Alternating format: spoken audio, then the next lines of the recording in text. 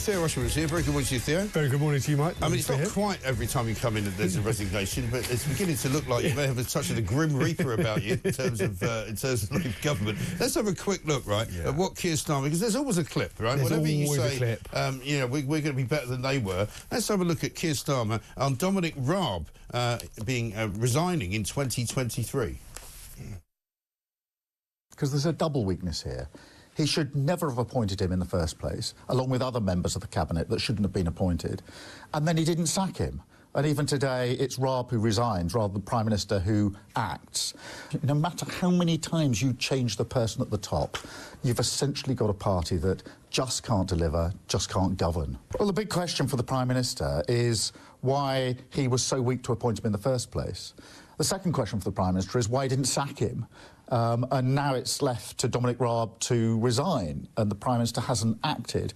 And it's that indecision, it's that weakness, I think, that goes to the heart, not just of this Prime Minister, but of 13 years now of failure.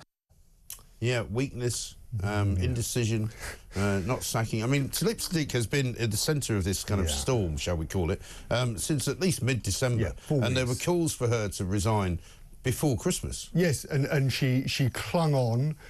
She initially referred herself and had a conversation with the propriety and ethics team, who said that they accepted her explanations for her involvement in a deal where the new Bangladeshi government were accusing the old deposed regime, of which her aunt, Sheikh Hasina, was the Prime Minister and head of taking, embezzling £4 billion out of a £10 billion. And also specifically deal. using the money to buy properties in London, which, of course, it would appear that Tulip Siddiq was the recipient of some benefit. Yes, and what's interesting, of course, or the key part to this, I should say, is Sir Laurie Magnus, when he investigated... He's the ethics guy, He's the ethics guy, so he's the independent advisor on ethics within the government. When he went to look at the paper trail, he couldn't find any conclusive proof that all financial and tax regulations had been followed. She was asked about this. This shouldn't come as a surprise, because she was asked about one of the properties, the property in King's Cross, in 2022. Where did the money come from? And she insisted it was a gift from her parents. Of course, when she had to come to sign the ministerial register about the properties, it's a very different story. Also, she made that rather bizarre statement, didn't she, in which she admitted that she'd now come to a different understanding of how she'd acquired a property. Yes. And everyone's going, sorry, you acquired a property because somebody gave it to you. Isn't that the case? Rather than you found a different method. But, I mean, and Harry Cole from The Sun tweeted this out yesterday, that as you say, the ministerial code may not have been broken. However, this is what was actually said by the ethics chief. Given the nature of Ms Siddiq's ministerial responsibilities, which include the promotion of the UK financial services sector and the inherent probity of its regulatory framework as a core component of the UK economy and its growth, it is regrettable that she was not more alert to the potential reputational risks, both to her and the government, arising from her close family's association with Bangladesh. And then he says, I would not advise that this shortcoming should be taken as a breach of the ministerial code, but you will want to consider her ongoing responsibilities in the light of this. And as Harry Cole said, that's not exactly clearing her, is it? No, and she needed to be completely exonerated by Sir Laurie Magnus. That was the only way she was going to get off the hook. And the problem, of course, for Keir Starmer is this is the second resignation in 2 months. And he promised something so very different. Even the Institute for Government, this is a great quote, because the point is that he said he was going to do things better. He was first out the blocks. Keir Starmer was first out the blocks when the Tories made a mess of things, right? Of course. When there was as we saw there. So the Institute for Government. Now, the Institute for Government is straight down the line. It's not a partisan organisation. It doesn't just dole out criticism of Labour or the left. It says, having been so quick to loudly criticise the last government for its perceived failings on ethics and integrity, Starmer and his team need to show that they truly understand the importance of meeting the standards that they promised to uphold once in office. But that's the problem, and that's why commentators like yourself and John Rentoul has said it, and Dan Hodges, who's coming on later, has also said it. You know, you don't go around making promises that you're going to clean up government, because all that's going to happen is whenever something goes wrong, people like us are going to play the clip of when you said you were going to clean up government. But they didn't it's a real playground error. But they didn't have much else to say during the general election. Right. They didn't have a real point of differentiation between themselves and the Conservative Party. So their whole sell was, we can be competent. This is from Keir Starmer. Right. We can be competent. We can manage government. We can run government to a much higher standard. Yeah. And the public, say what you will, they decided to trust Labour. And then once in office, do they do it? Do they fail? Yeah. Of course they And Keir fall Starmer's down. problem as well is that he clearly can't see the wood for the trees, because he's made it very clear as well. He's made a point of it in his letter to her. Yeah. The door is always open. Yeah. Well, what if the Bangladeshi authorities decide to charge her? Because they're investigating her and they're considering charging her, I believe, with some kind of misuse of power, along with all of the itinerant kind of, embezzlement charges that her auntie is facing. Yeah. And then he's going to look like with egg on his face again. Yes, it was a very He's supposed to be a lawyer. It was a very stupid line to put in. What should have happened is that when this came out, the easiest thing, the sensible thing to do, because when you're dealing with something like, overseas, you're dealing with the new Bangladeshi government, there are always going to be new allegations coming out. It was obvious that was going to happen, story after story after story. And what they should have done is she should have just resigned, nobody say anything, let the investigation happen. If she's exonerated, then there's a way back. If she's not, then she sits on the back benches for the rest of her political career. It's over. But rather than just actually let events take their course, Keir Starmer seems to have been blinded by a personal friendship with Tulip Siddiq. Of course, they're neighbouring constituents. They have neighbouring constituencies. She's Hampstead and Highgate, he's Holborn and St Pancras. Yeah. And that seems to have got it. And you could tell from the tone of the letter, compare and contrast with the 4-line letter that he sent to Louise Haigh, the Transport Secretary, when she resigned, and it seems to have got in the way of his judgment. She should have gone much sooner, and as a result, there's a ripple impact. Well, at the very least, even if you only go back a couple of days, the Sunday Times revelations on Sunday, which included the rather interesting fact that her campaign leaflets were found inside the the sort of the home of the Bangladeshi leader in Dhaka, the palace, and here was their sort of leaflets that she'd been putting out in Swiss Cottage. You kind of go, well, how did that get there?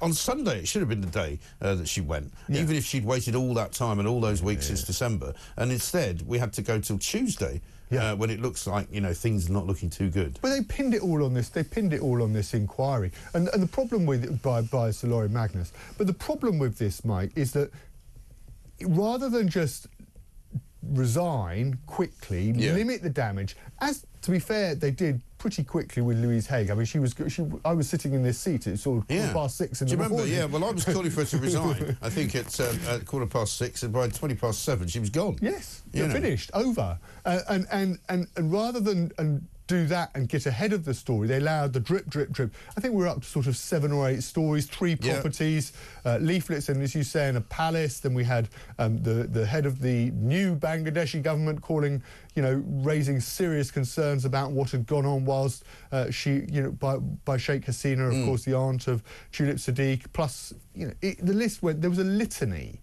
and rather than just go quickly and save the blushes, Keir Starmer has stood by her and pinned everything on this inquiry. And I think is this not a flaw in his political character? I'm not going to say a flaw in his personal character, but his political character. He seems to stand by the wrong people for too long, and eventually has to let them go. I mean, look at his relationship with Jeremy Corbyn. It was obvious she was going to have to go.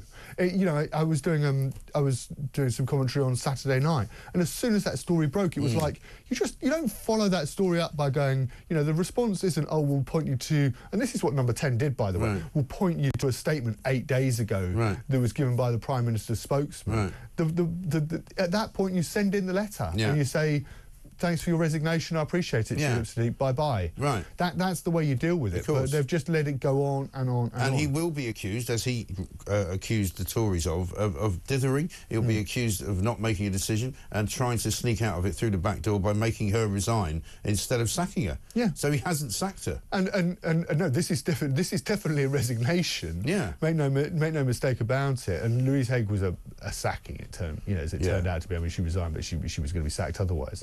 But we've got PMQs today. Kemi Badenoch needs to land this one. She does. She really needs to. She needs to make this one count at PMQs. And I'm sure her team will be working furiously to make sure that she has the right 6 questions about what he knew and when. Right.